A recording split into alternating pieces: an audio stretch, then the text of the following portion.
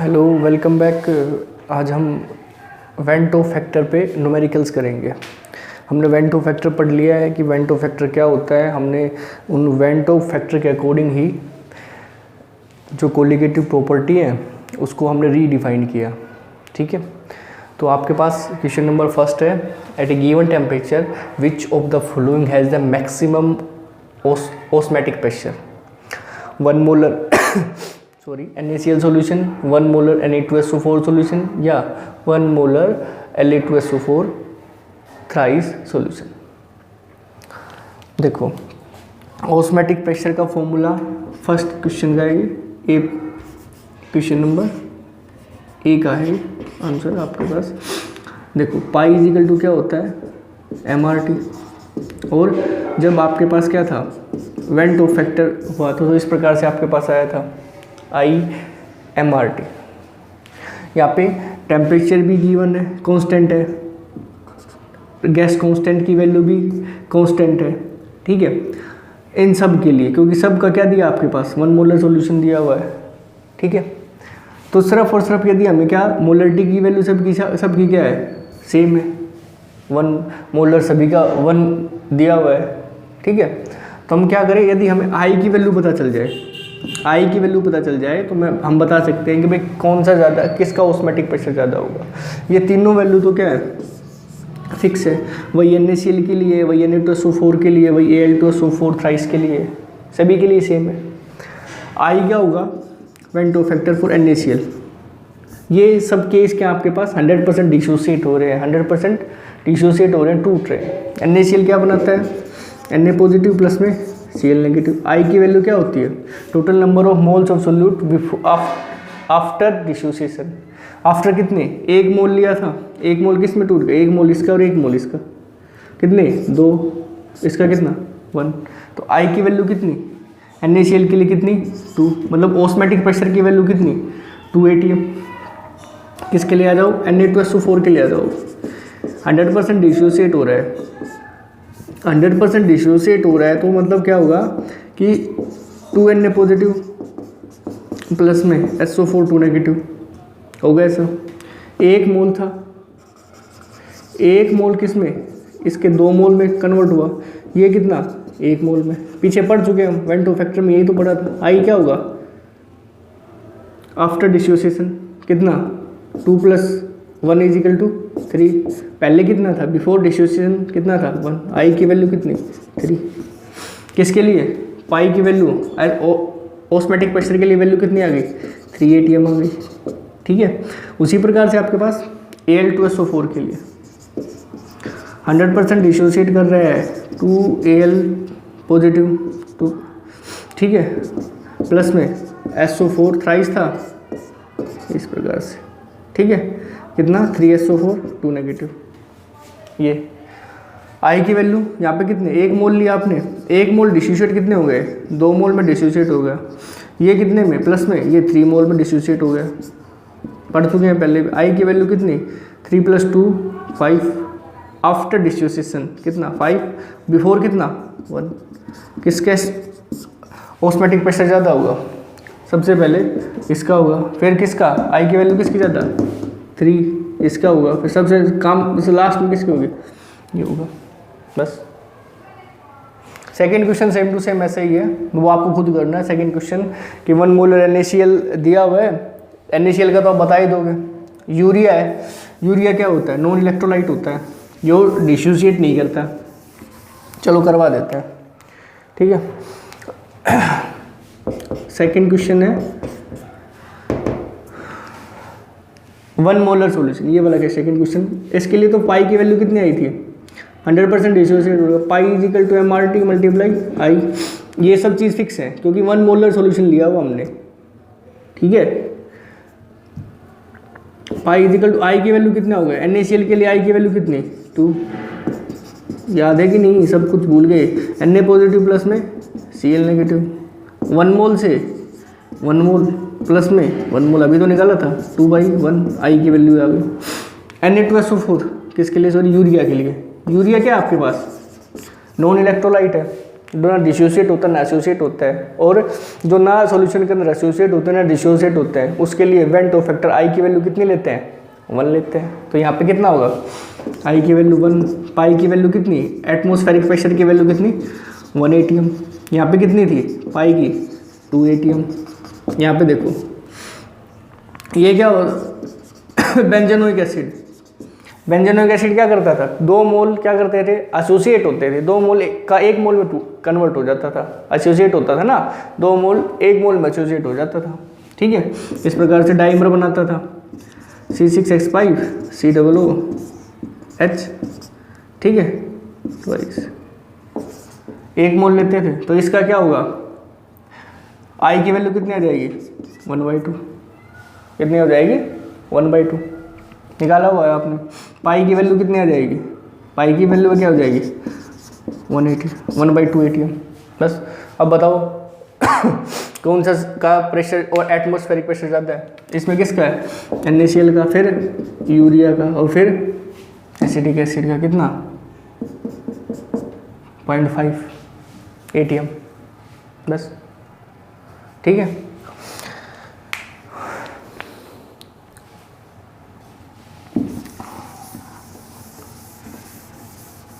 देखो ये जब आपके पास मोलरिटी दोनों की सेम दी हुई थी, लेकिन अब की बार जो क्वेश्चन है ना, थर्ड क्वेश्चन है, उसमें आपके पास दिया हुआ है परसेंटेज में दिया हुआ है कि 1% of urea, 1% of NaCl, 1% of Na2SO4। ठीक है, इस प्रकार से आपके पास गिवन है, तो तब आपको एटमॉस्फेरिक प्रेशर निकालना है। देखो ये 1% का मतलब क्या है, ये वेट बाई वॉल्यूम है। 1% का मतलब ये है कि भाई 1% का मतलब ये है कि वेट बाई वॉल्यूम का मतलब है कि 1 ग्राम जो सोल्यूट है ना, वो आपका कितने में परसेंट है, 100 मिलीलीटर सोल्यूशन में परसेंट है।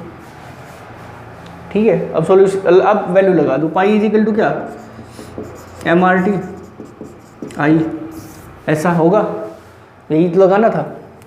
R की T की वैल्यू कांस्टेंट है, यहाँ पे इसकी लगा दो और I की वैल्यू लगा दो सभी के लिए। ठीक है, पाई इजिकल टू ये क्या है, कैपिटल M मोलरिटी। मोलरिटी क्या होता है, number of moles of solute. ठीक है, number of moles of solute upon में volume of the solution.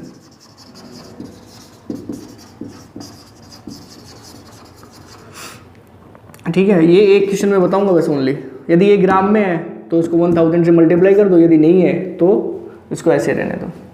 Number of moles of solute क्या होगा, number of moles of solute mass upon में molar mass, mass of the solute upon में molar mass of the solute, multiply volume of the solution. Volume को मान लेते हैं, इसका volume है आपके पास V। ठीक है, और RT मल्टीप्लाई I, बस सीधी वैल्यू पुट कर दी मैंने। WB कितना 1 ग्राम, सोल्यूट की मास, WB क्या है mass of the solute, upon में MB क्या है molar mass of the solute. और यूरिया का मोलर मास आपको पता है, यूरिया का फॉर्मूला क्या होता है NH2CO NH2, कैलकुलेट कर लेना 60 आएगा 1/60, मल्टीप्लाई वॉल्यूम कितना मैंने क्या बताया था, वेट बाई वॉल्यूम में है तो 100 मिलीलीटर सॉल्यूशन है। ठीक है, 100 मिलीलीटर में डिजोल है, तो इसको क्या कर सकते हो 100 मल्टीप्लाई 1000 मिलीलीटर में। तो ठीक है, तो इसको यदि इसके नीचे लिख देता तो कितना था, इस प्रकार से लिख सकते हैं 0.1। ठीक है, R और T की वैल्यू तो कांस्टेंट है ही, मल्टीप्लाई I देखो यूरिया के लिए क्या है, यूरिया नॉन इलेक्ट्रोलाइट है, नॉन इलेक्ट्रोलाइट के लिए I की वैल्यू कितनी 1 पाई। ठीक है, pi is equal to 1/60, RT को यहाँ पे लिख दो। ठीक है, 0 1 और 1। ठीक है, इसका डेसिमल हटाओगे तो कितना 10। ठीक है, 1 0 से 1 0 कितना 1.6, कितना आ गया आपके पास 1.6। ठीक है, दूसरा क्या था आपके पास, सेकंड 1% NaCl। उसी प्रकार से पाई इज इक्वल टू बेटा MRT I, NaCl के लिए I की वैल्यू कितनी 2 हो जाएगी। ठीक है, आर टी तो कांस्टेंट है ही, पाई इज इक्वल टू, ठीक, कोई इफेक्ट तो डालने वाला नहीं है वैसे भी। एम की वैल्यू कितनी है, क्या होगा, डब्ल्यू बी अपॉन में M B multiply V multiply R T, और आई की वैल्यू कितनी है NaCl के लिए, NaCl के लिए आई की वैल्यू होती है 2 होती है, ठीक है, तो मल्टीप्लाई 2। क्लियर, दिखाई दे रहा है।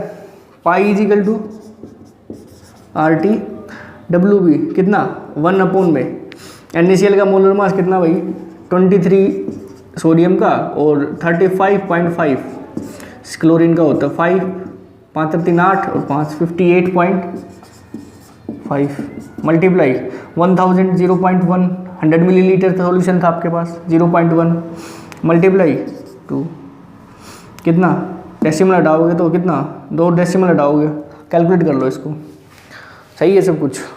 V/T देखो 1.58 2 से कट करो इसको पहले,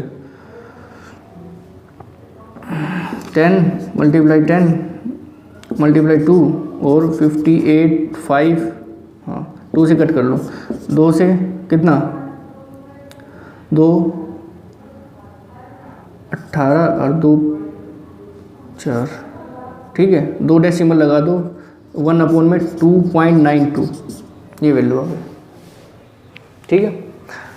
अब कौन सा था आपके पास इसका Na2SO4 का, पाई इज इक्वल टू क्या बेटा MRT, वही pi is equal to W by RT की वैल्यू कांस्टेंट है, कोई लेना देना नहीं है क्योंकि सभी में सेम है, मल्टीप्लाई करेंगे सारों की वैल्यू तो सेम ही है होगी, ठीक है। M क्या होगा WB बाई MB, W कितना है wait of the solvent 1, solution molar mass कितना Na2SO4 का, इसका आएगा 23 40 SO4 32 32 142 मल्टीप्लाई वॉल्यूम कितना 0.1, ठीक है, और आई कितना Na2SO4 के लिए 2Na पॉजिटिव प्लस में SO4, तो आई की वैल्यू कितनी 3, कैलकुलेट कर लो। पाई इज इक्वल टू 3 से कट कर लो 4 और 21, ठीक है, हाँ तो 1.47 ये वैल्यू आई आपके पास, ठीक है। जब हम इसको सोल्व करते हैं कैलकुलेट करते हैं तो सबसे जो जिसका छोटी वैल्यू है ना, वो जिसका नोमिनेटर में सबसे छोटी वैल्यू है वही सबसे क्या होती है बड़ी वैल्यू होती है, जब इसको हम डिवाइड करेंगे तो सबसे ज़्यादा जो एटमॉस्फेरिक प्रेशर आएगा किसका आएगा तुम्हारे पास NaCl का आएगा, फिर किसका आएगा Na2SO4 का आएगा, और सबसे लास्ट में किसका आएगा यूरिया का आएगा। कैलकुलेट करोगे तो हो जाएगा, ठीक है। या जब फ्रैक्शनल को करते हैं कि जिसके नोमिनेटर सबसे छोटा होता है उसकी उतनी क्या होती है बड़ी वैल्यू आती है, अब करके देख लेना सोल्व हो जाएगा, ठीक है, सही है एकदम। NaCl का जो एटमॉस्फेरिक प्रेशर ज़्यादा होगा, फिर Na2SO4 का होगा, फिर किसका होगा आपके पास यूरिया का होगा, ठीक है।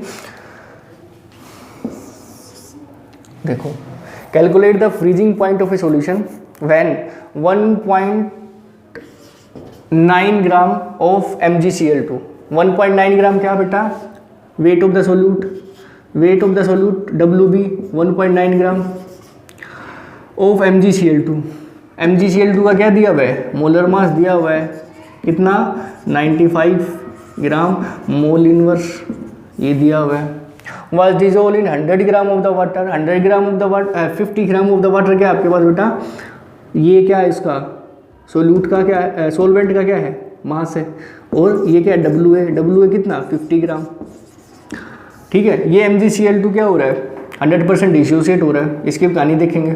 Kf की वैल्यू दी है 1.86 ग्राम मोल इनवर्स, ये वैल्यू दी है। हमें निकालना है freezing point of the solution, freezing point of the solution को किससे डिनोट करते हैं freezing point of the solution TF,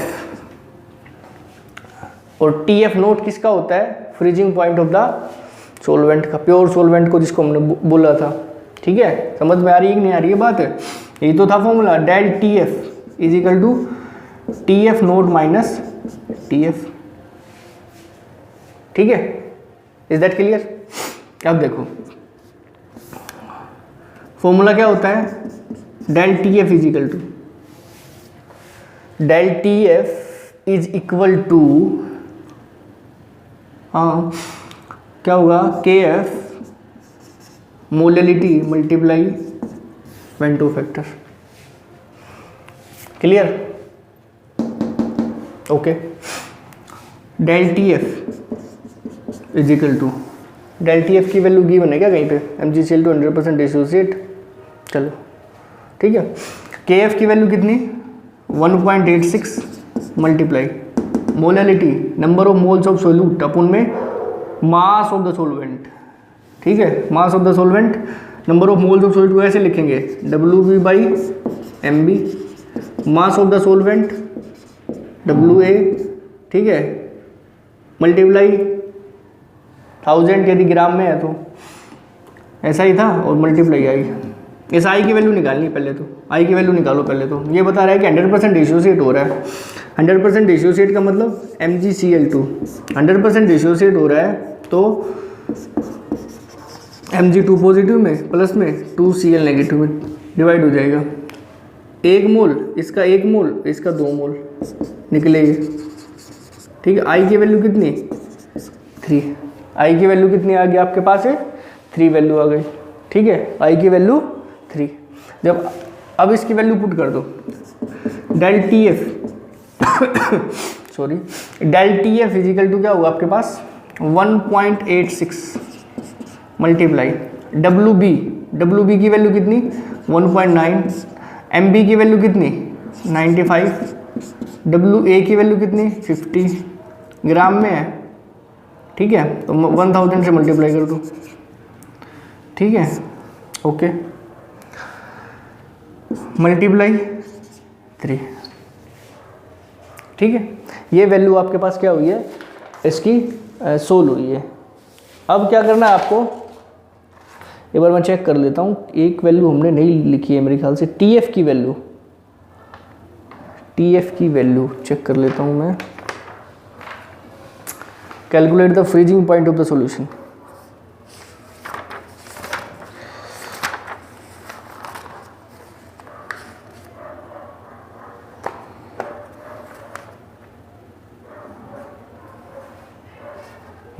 चलो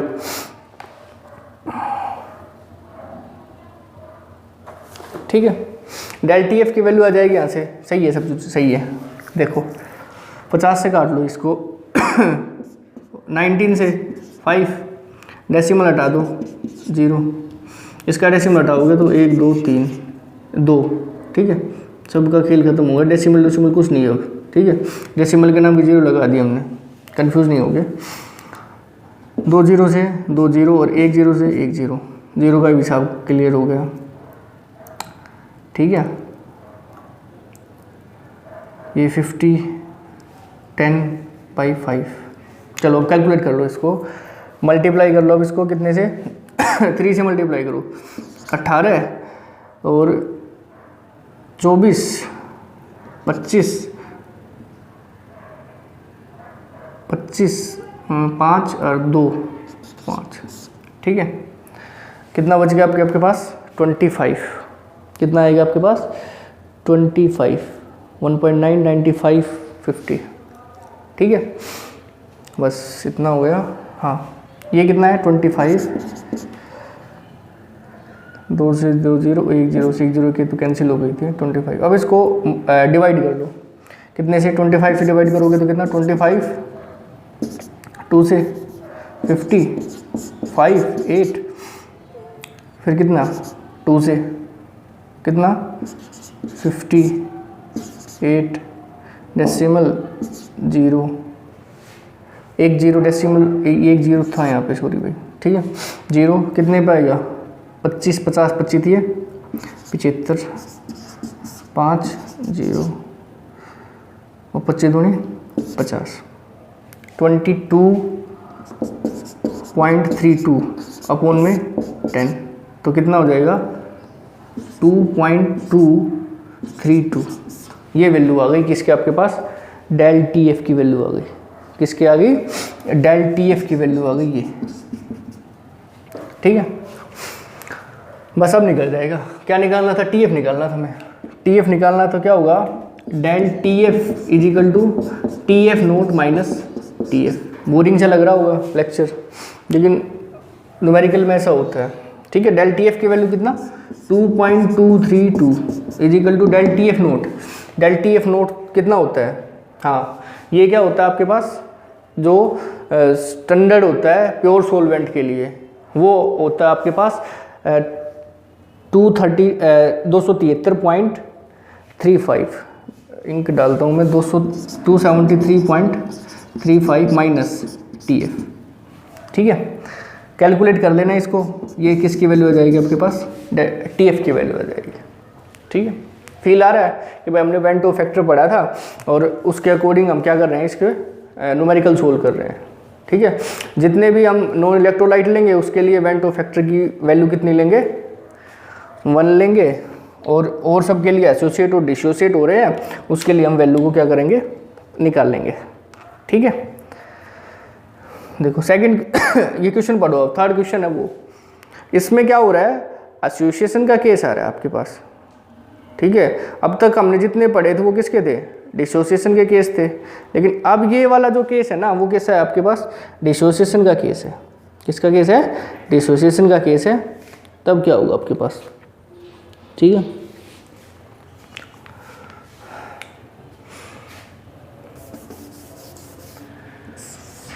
देखो, a solute tetramerise in water up to 80%। जो हम अल्फा की वैल्यू लेते हैं ना, अल्फा की वैल्यू वो कभी भी हम किस में नहीं लेंगे, परसेंटेज में लेंगे। इसको हमेशा किस में लेंगे, फ्रैक्शन में लेंगे। जैसे 80% दिया होता है, इसको कितना लेंगे, 0.8 लेंगे, ठीक है। दिखाई दे रहा है कि नहीं दे रहा है, यहाँ पे 0.8% में इसको लेंगे, ठीक है। चलो थोड़ा सा इसको इस तरफ कर देते हैं, चलो ठीक है। एक्सपोर्ट कर देते हैं उसको।